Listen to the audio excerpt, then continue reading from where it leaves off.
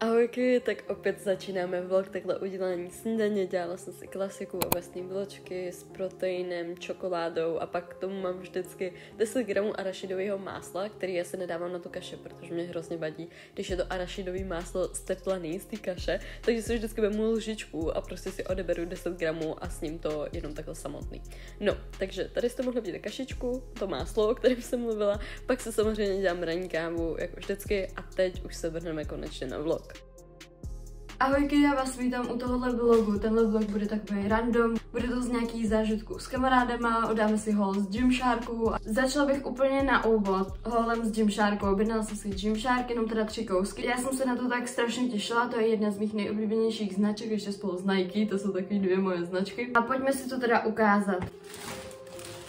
Já se vám přiznám, už jsem to jaksi celý rozbalila, takže nebudu tady dělat překvapenou a nebudu jako to jsem nečekala, takže to je jedno. Prostě radost stejně budu mít. Jako první teda tady mám tohle Gymshark triko a ono není úplně jen tak obyčejný, ono má tady zezadu nápis obrovský Gymshark. Tohle tričko bych si chtěla hrozně koupit ještě jako pánský. Tady ho máte na obrázku, akorát ono je strašně drahý, ono stojí asi 50 €, takže počkám na nějaký slevy nebo tak a tohle jsem chytla ve slevě za nějakých 25. Jeho materiál teda není žádný zázrak, na to, že tam Gymshark, čekala jsem, že to bude trošku lepší, ale rozhodně není jako nepohodlný, jo, je to pohodlný materiál. A je fakt velký, já jsem si vzala M, protože jsem to chtěla mít jako oversize, což má být i střihově. Co na tom tričku miluji úplně nejvíc, tak jsou prostě ty záda. Nevím upřímně, jestli budu nosit do gymu, protože mi se hrozně líbí jako normálně. Akorát já třeba nemám ani jedno tričko, který by prostě bylo volný, co budu vždycky jako zakasávat nějak třeba za podprsenku jako takhle. A přemýšlela jsem jako ke kargu. Je to moc hezký, do toho já mám modré oči, proto jsem vzala zrovna jako modrou. Miluji ten detail, když mi to mečuje s těma očima. A proto tak můj druhý produkt tak je modrá podprsenka, úplně ve stejný barvě. Pokud mě sledujete, tak tenhle střih určitě u mě už budete znát, protože tohle je moje 4. podprsenka v tomhle střihu. Mně tenhle střih sedí úplně nejvíc ze všech. Jak je tam to řasení, je to takový, že mi to udělá hezký prsa, zároveň ne moc. Fakt to jako podle mě lichotí mojí postavě. Čekala jsem sice od ní hodně, ale naplnila moje očekávání. Fakt je strašně krásná. Ta barva se mi líbí, je přesně taková, jako byla na tom obrázku. Já vám říkám, ta podprsenka na mě vyloženě čekala, protože tohle je nová barva, kterou oni tam přidali. A samozřejmě lidi si ji skoro hnedka vykoupili. Jediná velikost, která tam zůstala, byla XL a S. Já nevím, proč tam zůstalo zrovna S, většinou S jsou vždycky první pryč. Ale jako já jsem jenom ráda, protože díky tomu taky tady mám.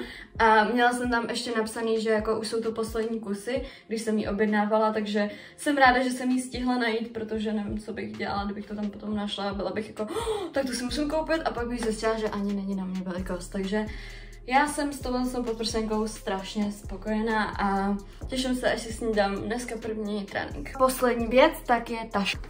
Tada, tohle je teda ta taška, ještě bych si chtěla objednat takový jako liliový barvě. Ona je taková jako bílo, jako taková metalik lila, ale není jako metalická vyloženě, je to fakt hezká barva. No, nicméně je tady takový malý nápis Gymshark, teda na druhé straně. Já jsem hodím nějaký close záběry, asi to bude jednodušší, ale co mě překvapilo úplně nejvíc, tady ta boční kapsa, tam má jakoby pytlíček na ty boty, vy to tam strčíte a vevnitř, tak vám to nikam nesahá, takže nebudu muset tahat dalších 10 pytlíků sebou. Jdem si sem dát nějaký ještě close záběry, jelikož máme dneska školu posunutou o 2 hodiny, protože jsme včera měli maturák, mě ujel autobus. Dneska jsem mi smůla lepí na paty, že veškerou tu negativní karmu jsem si dneska ráno vyplýtvala a už to bude jenom dobrý, protože mě se vysypal oběd, do toho jsem nestihla autobus, protože jsem si blbě rozplánovala čas. To jako hrozný, takže já doufám, že už to dneska bude dobrý. Jako nehroutím se z toho, si z toho dělám srandu ze sebe. Už budu muset běžet, ať stihnu i ten druhý autobus, protože kdybych nestihla tenhle, tak ježiš, já už bych snad neměla ani motivaci do té školy chodit dneska vůbec. Ne, musím tam jet. Takže mějte se krásně, doufám, že si užijete tenhle ten vlog a zatím. Absolutně nestíhám, nicméně tady mám ty věci, které se beru do té nové tašky, úplně strašně se na ně těším. Ještě tady nemám ani jídlo připravený, vůbec nic.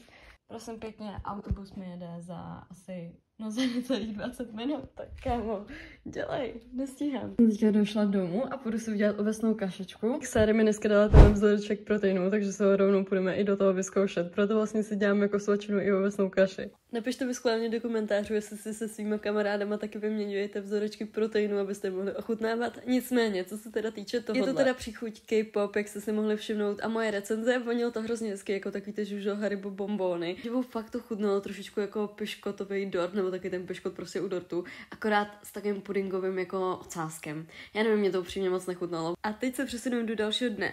Ráno jsem teda vyrazila do fitka, ale nestíhala bych si dát trénink, odložila jsem si tam pouze jenom věci a potom vyrazila do školy. Nějak zázračně jsem přežila školu, už byl pátek, takže to bylo jediný takový pozitivní. A po škole tak mě čekal trénink a to s Lucinkou. You could try to play it, but you're never gonna beat me. Look the other way, what I'm doing ain't easy. Bloody hands stained from the people who deceive me. Muddy hands break through the chains, go free me. Looking for change, looking for pain. Pulling a mob, pushing a train. I'll never stop, stick to a lane. Pick up the pieces and go rearrange.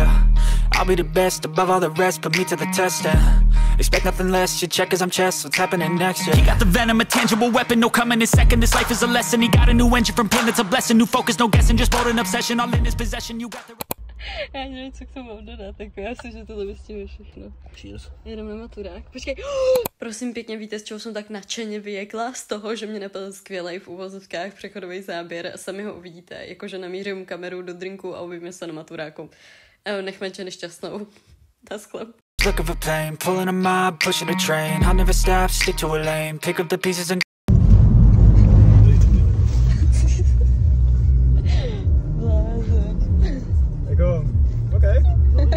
Právě jsem dotočila video o poruchách příjmu potravy a pojedu do fitka, absolutně nestíhám.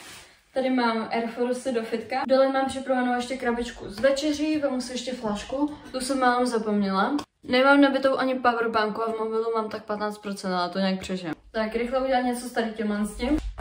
Tak hodila jsem si na sebe hezké leginky. Outfitek si ukážeme hezké až ve fitku, jestli na to nezapomenu. Nicméně já už fakt musím jít, takže já doufám, že mám všechno a jdeme gymovat. Jinak dneska nás čekají ramínka. Dobrý, už jdem.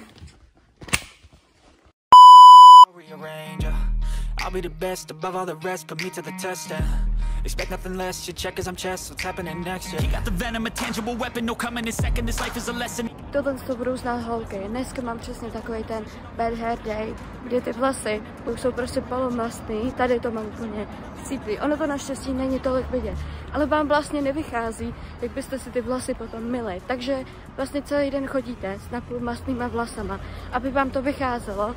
A oni vypadají si v pohodě, ale je to strašně nepříjemný.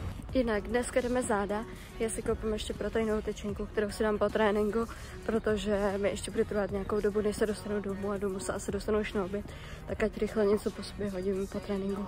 Rovnou vám sem hodím takový typy z DMK, moje oblíbený, takže první je tahle to nějaká Milky Caramel Crisp, ta je nová a potom mám docela ráda i tu 60% karamelovou a rašidovou a máte tady džerky, které jsou sice drahý, ale taky tam najdete spoustu proteinů.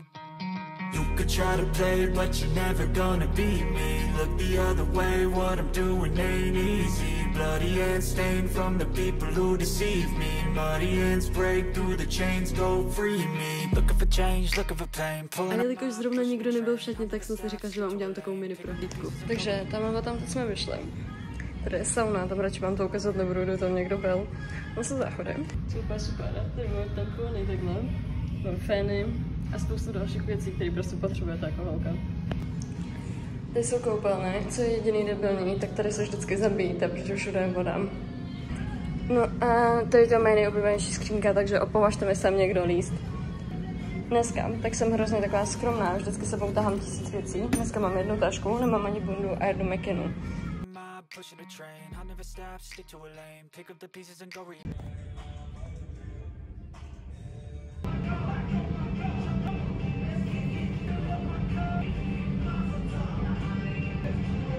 Uděláme si teda lososáka s rýží, tu už mám připravenou, tak předvařenou celou porci. A jako zeleninu k tomu přidám dneska brokolici. Takhle nějak vypadá skoro každý můj oběd, většinou mívám prostě rýži, brambory nebo těstoviny a k tomu nějakou bílkovinu, nejčastěji kuřecí samozřejmě. A teď vám sem hodím recept na lívance. Lívance plné bílkovin, které zvládneš za pár minut, tak pojďme na to. Jelikož neumím mluvit jako Eminem, tak bych všechny ingredience nestíhala vyjmenovat, tudíž jsem vám je rozepsala do popisku, myslím si, že i pro vás to bude jednodušší. Celý recept mi vychází lehce na 600 kalorií, a obsahuje víc jak 50 gramů bílkovin. Můžete si to dát buď to jako nějakou snídani, nebo já si to třeba takhle dělím vždycky na 2 porce a používám to jako svačinu. Nesnáším, když ten recept je vždycky složitý a proto navrhuju, aby všechno bylo variantou, jenom naházej to do mixéru a rozmixuj. Proto jsem to udělala samozřejmě i u tohohle receptu. Já vím, jsem úžasná, takže to celý naházíte do toho, rozmixujete a pak už to jenom hodíme na pánvičku. Já to teda dělávám na kokosovém oleji, který doporučuji, protože chutná to úplně úžasně, stačí vám fakt malinko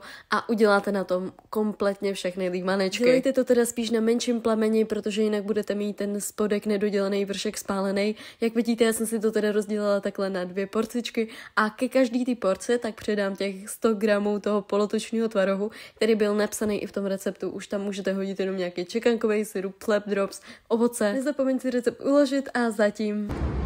Dnešek začíná 10 z 10. Jdu na Orla. Pecka. Miluju. Prosím pěkně, čekal jsem tam 2,5 hodiny, možná 3 dokonce, protože jsem tam šla na pohotovost, nebyla jsem objednaná, klasika. Nicméně teda nebylo to nic hroznýho, začínal jsem mi tam dělat jenom nějaký zánět, dostala jsem na to kapičky, mohla jsem normálně cvičit všechno. A jelikož jsem skončila kolem 12, tak už jsem nestíhala jít ani do školy, takže jsem rovnou jela do Zary, tam jsem si koupila takový třpitkatý šaty a zkoušela jsem tam ještě nějaký věci, ale řekla jsem si, budu šetřit, takže jsem odešla jenom se šatama a vyrazila jsem kam jinam než do gymu. Ano, byl to tentokrát leg day a bylo to pořádně.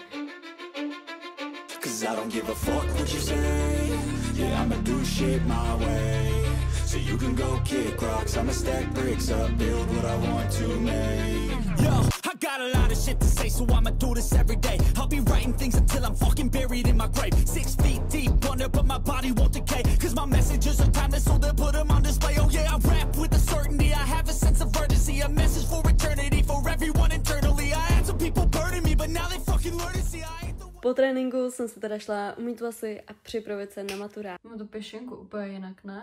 Moment. Tohle to muže neznají. Kdyby muži věděli, co my všechno musíme řešit.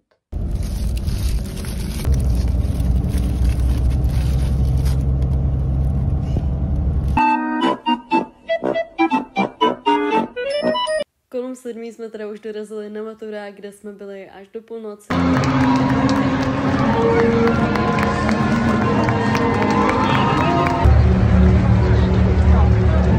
Bylo to strašně krásný, úplně mě děsí, že za rok tam budu stát taky se svýma spolužákama, věřím, že to zvládnem, krásně odmaturujeme.